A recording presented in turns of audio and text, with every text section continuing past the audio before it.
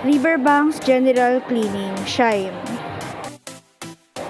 Pagtatanggal po ng mga booklet, then pag-wipe po ng glass, such as gumamit ng glass cleaner para mas mapalinis po yung area na kailangan na matanggalan ng mga alikabok. Pati rin yung mga booklet kailangan din pong punasan para matanggal din po yung mga stain or kung ano po yung mga dumi. Pati rin po yung mga mannequin po natin, need po natin na tanggalan din po ng alikabok po.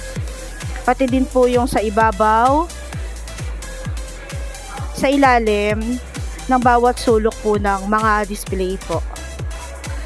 Ikutin po natin lahat po ng mga glass. Wala po tayong iiwanan na spot na nagkakaroon ng stain or ng ng alikabok po. Pati din po yung sa glass hanger po natin, sa loob tsaka sa labas po, iwa-wipe po natin siya para matanggal po yung mga alikabok, mga stain or mga marks po na nadumikit na po sa glass.